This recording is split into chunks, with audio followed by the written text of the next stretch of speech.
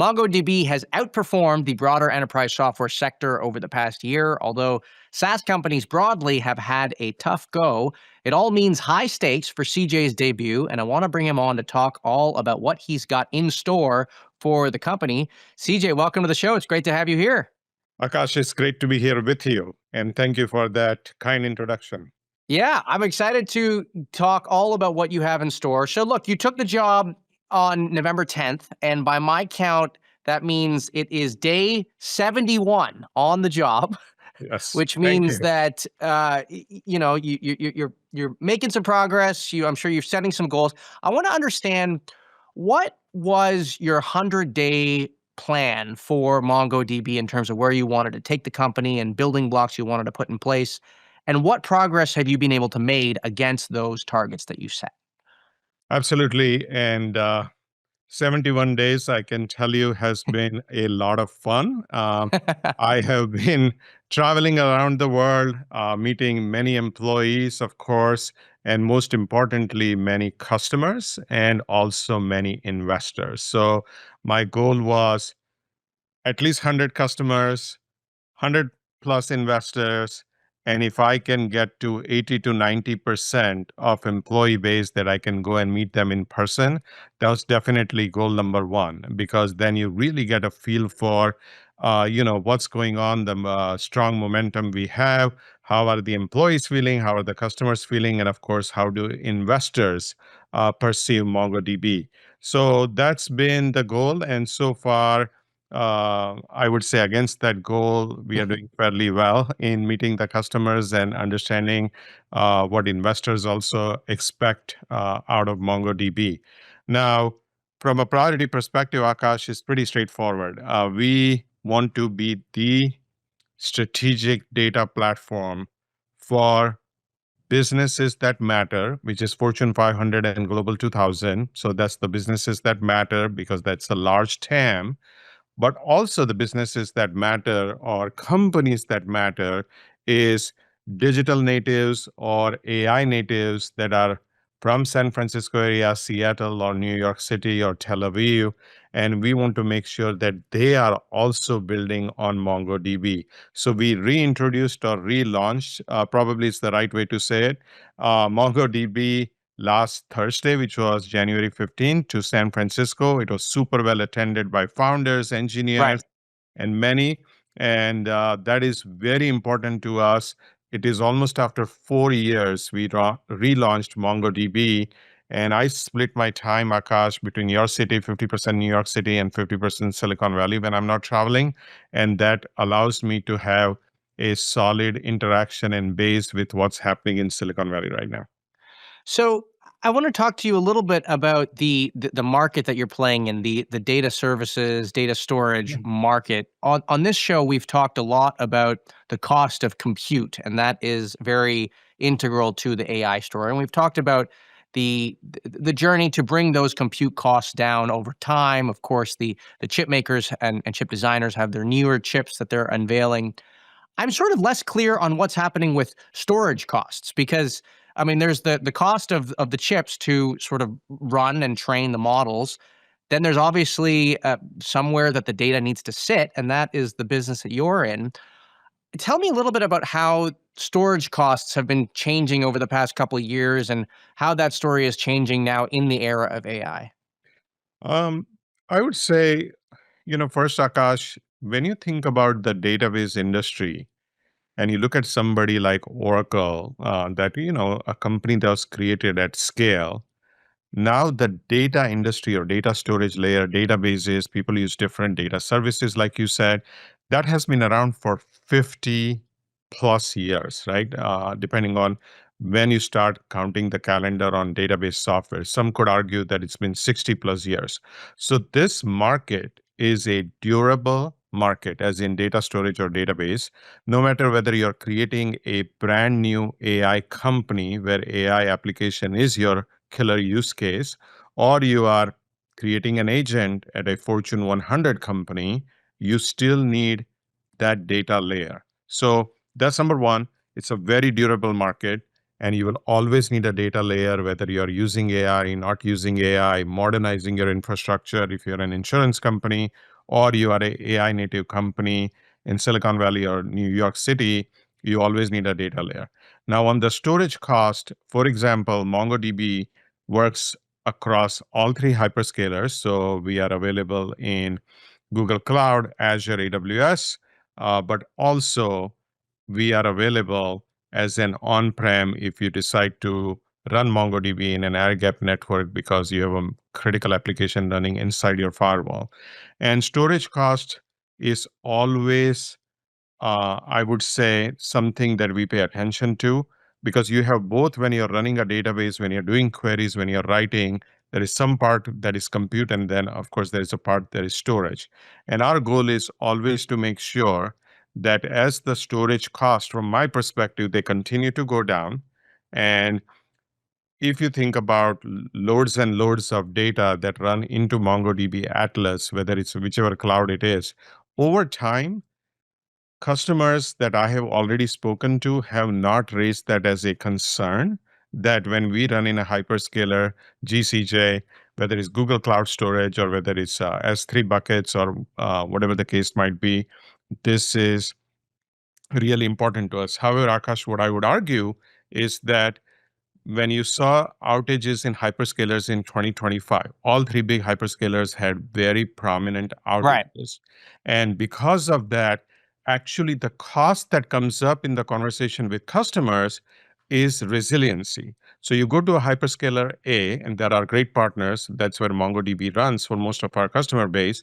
They will say, oh, CJ, my hyperscaler is saying we need to have intra-region resiliency that is expensive. So But that is the part that's getting more expensive, is the basically the cost of protection, the cost of ensuring that this actually keeps running over time. that is 100% true. That actually comes up more than the storage cost, because if then you say, I don't want all my eggs in one basket, as in one hyperscaler.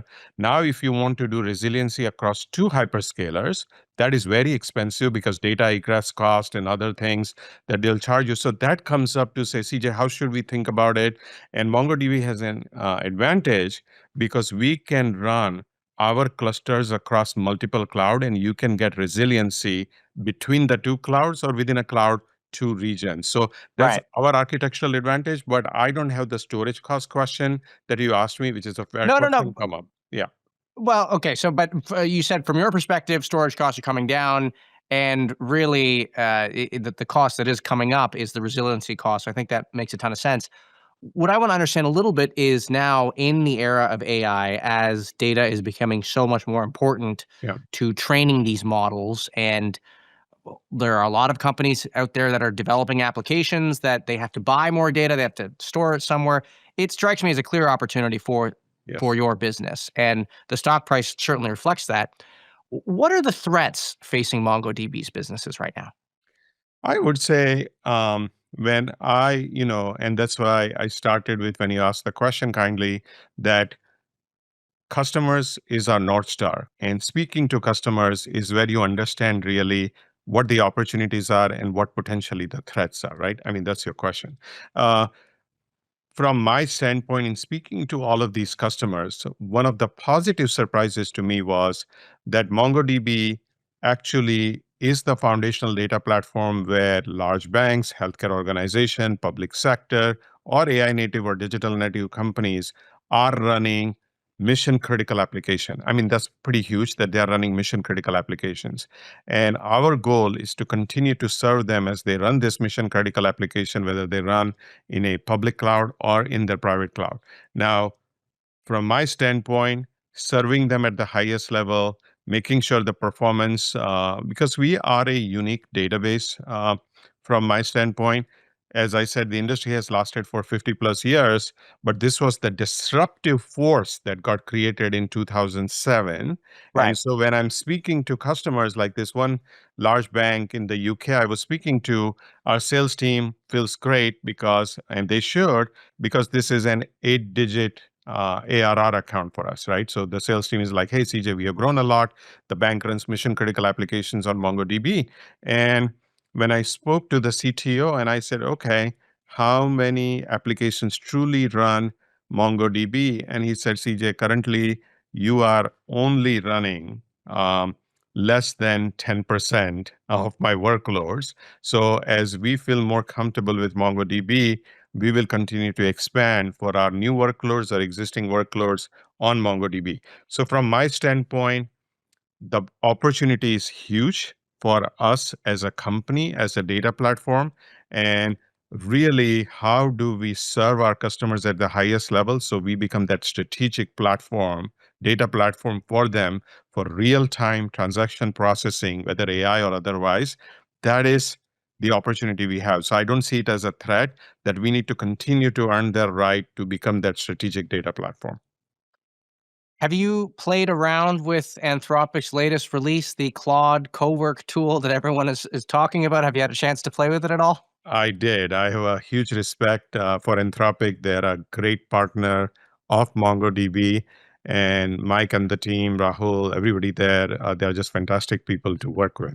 So they did this release, and everyone is going nuts over it. I mean, it's you can do so much more than people thought now, and I think this was the whole point of these tools, that as it gets uh, less and less technical in terms of what you need to build, you can build whatever you want. It also does re-up the discussion around, well, is AI a threat to the enterprise software sector, and where does that story shake out? I hear your point that data services, data storage, the market that you're in, I mean, there does seem to be a bit of a higher bar in terms of the infrastructure architecture you need to build in order to offer that service. But taking a step outside of your business, where do you land on this debate? Will AI kill enterprise software? Will it replace it? Does it change structurally the business? Where do you land on that? Akash, I would say not only investors ask me that question, given just my personal experience in Right. enterprise software for a long time, but also customers are asking me the exact same question, that if LLM or frontier model providers continue to move up the stack, which is your question, they continue to move up the stack, I can create a software much easier from a velocity perspective, ease of use perspective, than is the enterprise software stack I'm running, is it truly sticky? Right? I mean, that's the question. That can that be disrupted? And from my standpoint, speed matters, but also the focus on use case matters. So it is absolutely true that with AI, your software creation velocity continues to go up. And if your software velocity continues to grow up, which use cases do you focus on? And then for the customer who is looking at the enterprise software stack, do they say, this is good enough and I'm going to build my own CRM, for example, right? Which is the question. Am I going to build my own CRM? Right. We do see some companies, AI native companies here on the West Coast, United States West Coast, who say, I'm just going to build a bunch of applications myself and I don't need a packaged software. Versus some large companies say, is that the business am I really want to be in?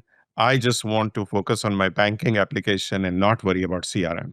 So I So it's think that, more of a threat for the smaller businesses maybe who yeah, don't have the switching cost is less. that's correct. And where you don't have a lot of stickiness, products are always replaceable, platforms are not.